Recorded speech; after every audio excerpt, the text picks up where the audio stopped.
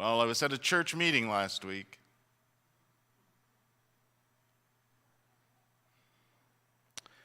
I'm not a meeting person. I'm just not. I'm sorry, especially big meetings, I'm just not a meeting person. But kudos to the people who are, and thanks to them for doing all the work that they do.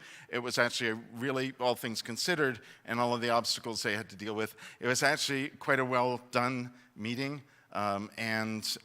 Thanks to Fifth Avenue Memorial United Church in Medicine Hat, who are hosting it, it went quite well. It was a region meeting of the United Church. This is Chinook Winds region in which we find ourselves. And regional meetings are interesting. They're an interesting beast, is what they are, because they're not business meetings. You get there, and of course it's representatives from all over the region and clergy from all over the region. You get there, and the first thing that happens is that there's this omnibus motion that covers all of the sort of business details of a meeting and all of the business that's been done by the executive council of the region, essentially all the business. And you're expected to vote on that based on the fact that you've read the meeting book, which is 100 and something pages. And you're expected to show up having knowing all of the stuff that's in that book, or not caring about it. I read the book.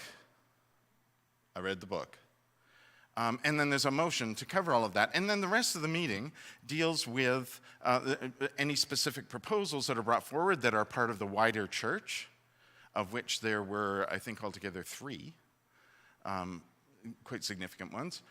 And the work of the wider church, and that involves people from the region and from the national church telling you things that you need to know and engaging in conversation with you about these things that are part of the business of the wider church. In other words, you're not there to represent the issues of your congregation, you're there to represent your congregation at a meeting of the whole.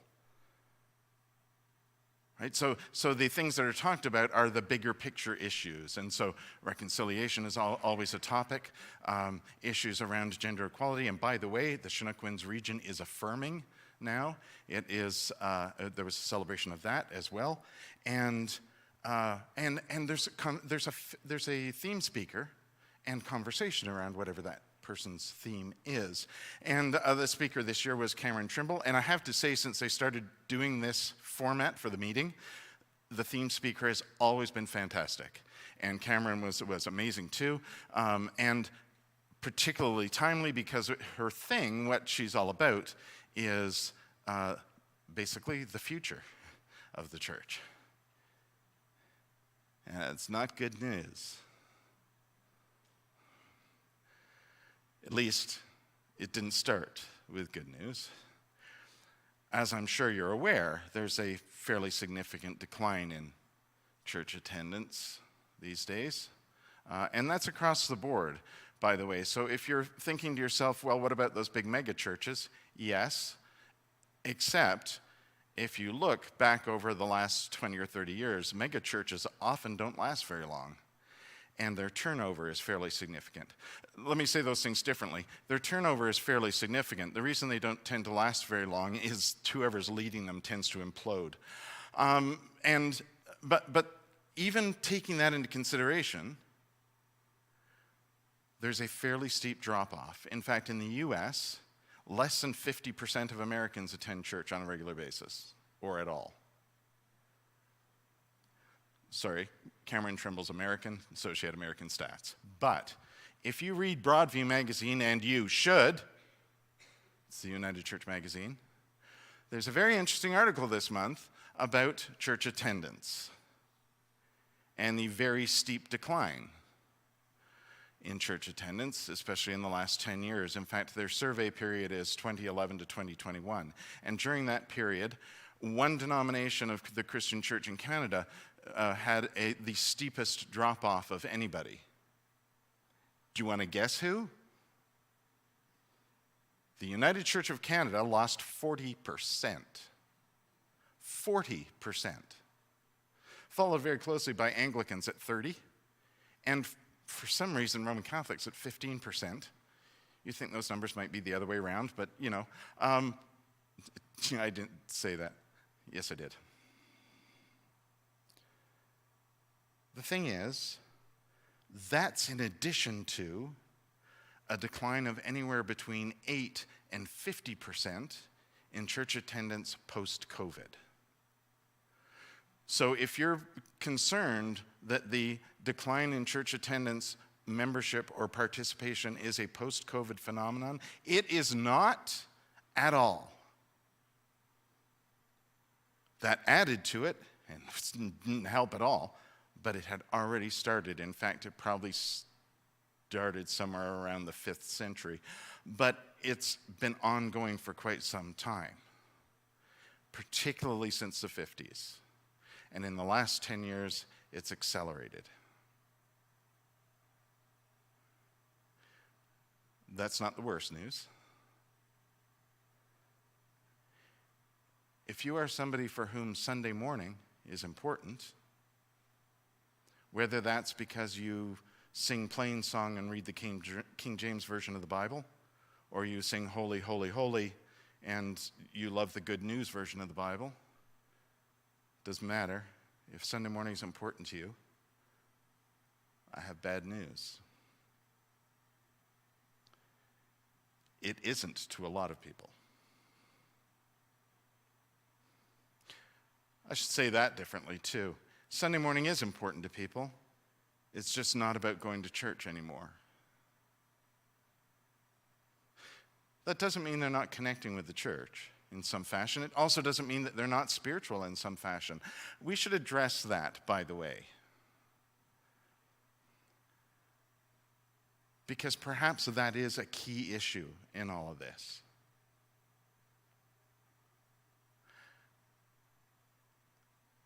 Are you spiritual or are you religious has been a thing for a while. In fact, SBNR, right? You've probably heard that bandied around sometime in the last 20 to 30 years. Spiritual but not religious. It's a thing usually said by people who don't go to church. It's a thing usually said by people who don't go to church, but they would go to a United Church if they did go to church. Remember that? That's our thing. It's been our thing for about 40, 50 years.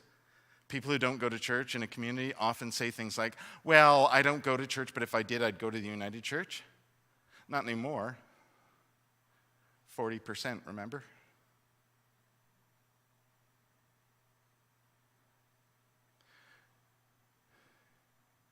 If this is important to you, you need to recognize that it's not important to a lot of people. I'm sorry. However, two things to remember about that. The first one's pretty easy and it's pretty obvious. For all of the times that you might have heard somebody from the church, or particularly a consultant or a theme speaker, stand up and say, things must change. You can't wholesale change everything. Can you? I mean, we transition. Think about social media for a second. For every organization that believes they only ever have to advertise on social media, they are missing every single person who doesn't participate in social media. And guess what? That's not just, no offense, old people. It's not. There's lots of seniors who are online. There's lots of young people who aren't because they don't want to be. So if you think all you have to do is post on Facebook and people know what you're doing, a large number of people do, so be careful what you post on Facebook. A large number of people do, but not everyone. What about those people who aren't? Are you going to ignore them, or are you going to make some posters, get stuff in print media, have conversations with people, maybe make a few phone calls, get stuff on the radio maybe? You should. Because we're in that stage, just like with this, where we need to be prepared to be more than just one thing in order to connect with people.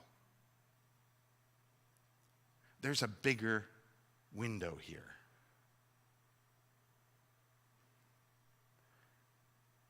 And that's the second thing. We can't just let go of this and say, by the way, next week, there's no Sunday morning service.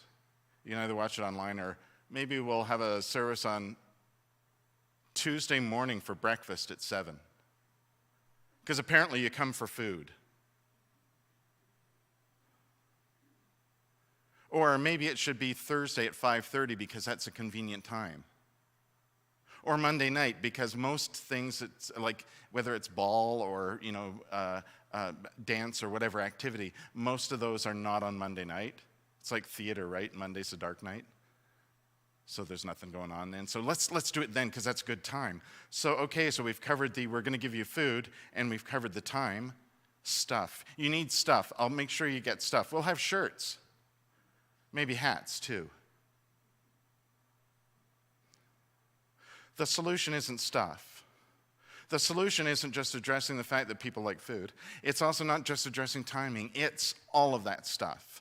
And that brings me to the second thing, which is none of those things actually address what is the real issue. The real issue is addressed in a very simple transition that the New Revised Standard Version of the Bible made to the story you heard this morning. Until the updated version, that story in the New Revised Standard Version of the Bible, which is considered by most academics to be the most accurate translation, it said, Paul says to the Athenians, I see that you are extremely religious. Now it says, I see you are extremely spiritual. So which is it?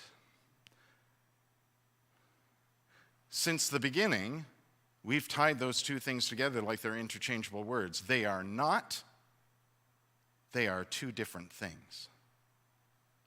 They are connected, but they are two different things. Religion is a structure human beings create to understand spirituality. We hope. For centuries, more than centuries, it's been used to control people and to manipulate people into thinking what I think. That's why you sit like this, by the way. The first days of the church, when people gathered as a community of faith, and even into the later part of the first and second centuries, we gathered around a central table standing up.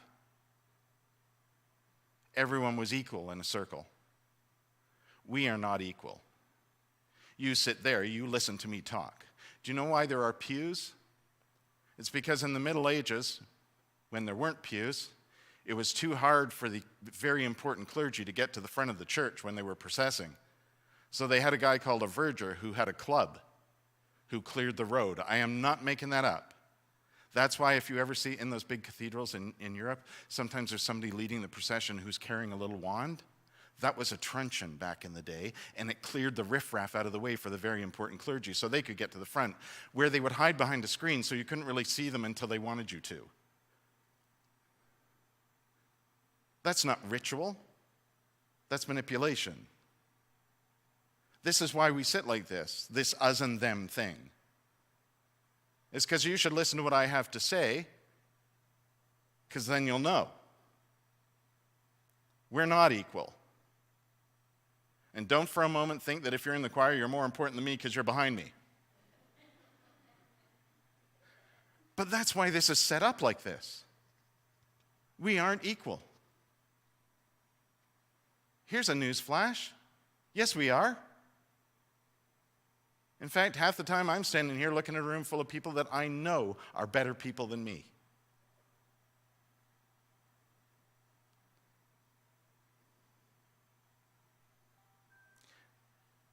The thing that has to change is around how we understand what religion is about and what its purpose is. Because the fact is, we are all spirit people. The spirit is that energy of life that keeps you and me alive. It's the thing that connects us. It's the thing that lives in us. You can call it God. You can call it love. You can call it the life force, the energy that gives us this. But it's not just this. It's not just body or mind, it's spirit. It's the universal ingredient. That's how we're connected. That's God. And how God is present not only in all of creation, but in us. I know you're getting tired of hearing me say that because I say it. I was thinking about this, and I figure I routinely say that at least once every couple of weeks. More frequently if we're not talking about just Sunday mornings, but I say it all the time. So do something with it. That's the point that I think Paul is trying to make. I don't think he's being sarcastic. I think he's acknowledging that the Athenians are very religious. They have rituals, they have shrines, they have temples. They have a god for every single thing. In fact, they have a god for so many things, they have a temple for the unknown god in case they missed him. Because you don't want to miss a god. They get mad. And Paul comes and he sees this and he sees, I see you guys have a temple and a shrine for everything. You have rituals. You have these systems of belief. So let me introduce you to the unknown God. Because while you have a God, a different God for every single thing, there is one God for everything. One God that is in all things that are living, because that one God is the Spirit. So I might see that you're religious. I might see that you go to church every Sunday morning. I might see that we participate in rituals. And perhaps your ritual isn't either church-related, by the way.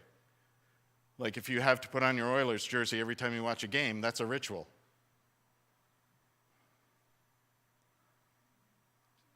But you are spiritual. And you don't have to be religious to be spiritual. You just have to be alive.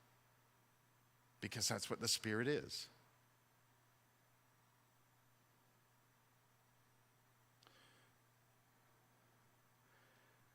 That's where I envision us going. At this meeting, one of the questions that Cameron asked everyone to discuss at their tables was, what do you think the world will look like in 2070? And we're supposed to talk about what we thought the world would look like in 2070. And then she said, what do you think the church will look like in 2070? And she said, the reason I chose 2070 was because just looking around the room, I figure we'll all be dead by then. In other words, envision the world and the church that you aren't part of, because it's far enough in the future that this isn't here. She probably didn't need to go to 2070. She probably could have gone to 2050. In fact, if you're Anglicans, a couple of years ago, they said, I think even earlier than that, the Anglican Church of Canada will be gone because they're declining that fast. That was obviously before they read the report that we're declining faster. What do you think's declining? Do you think it's spirituality that's declining? No, it's not. It's this. It doesn't mean it's not valuable to some. Not for a second. It's like whenever we talk about change in the church, invariably someone will be mortally offended that you're suggesting change because it implies that what we were doing wasn't good or good enough. That's not true. We wouldn't be here if we hadn't done that. That's a positive as well as a negative. It is.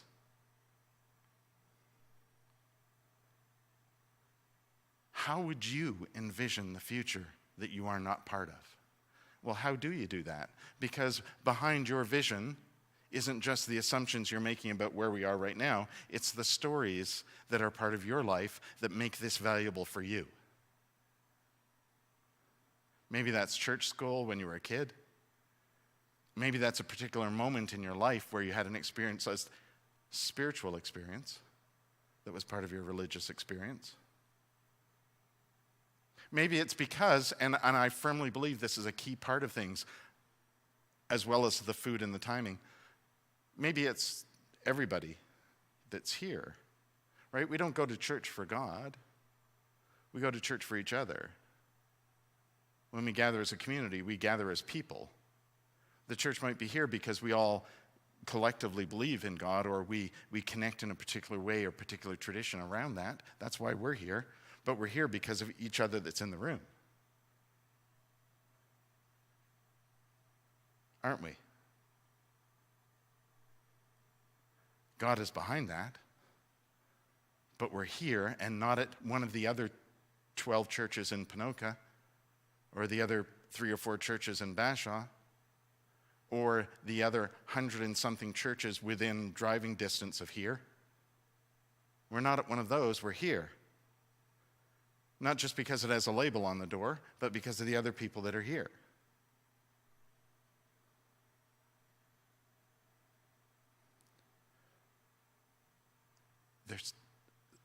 The Spirit is part of that, but it is not all of it.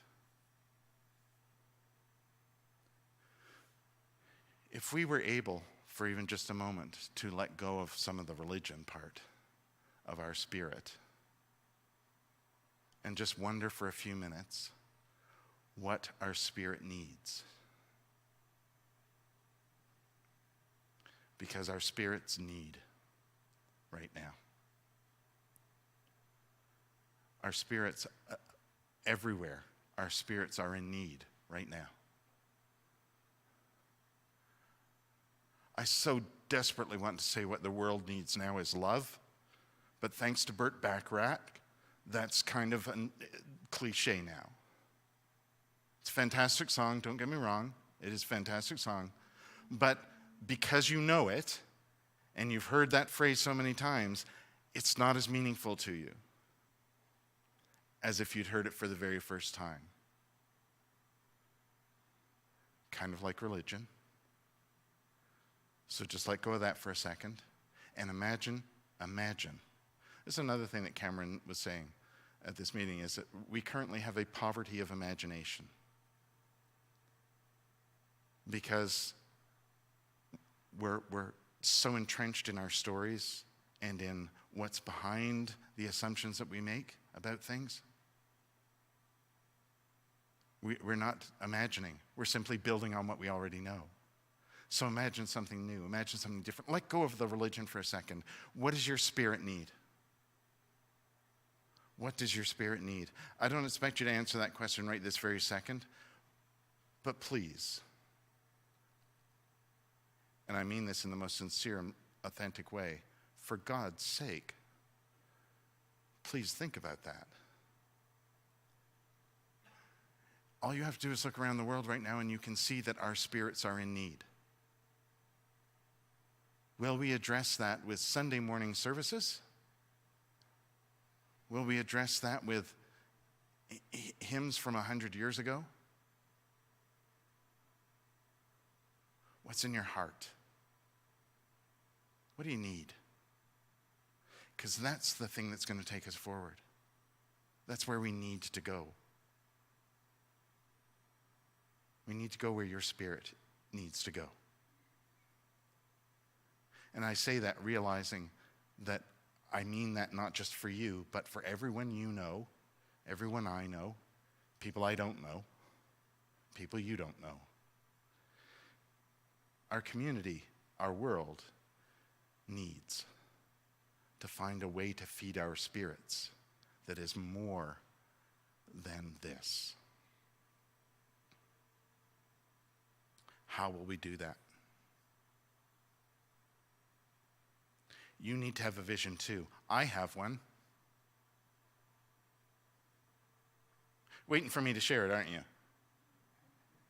I'm not going to share it right this moment, but I have one. I'm not going to share it right this moment because, well, I'm up here and you're out there and there's this whole us and them thing happening. Think about it. I cannot tell you.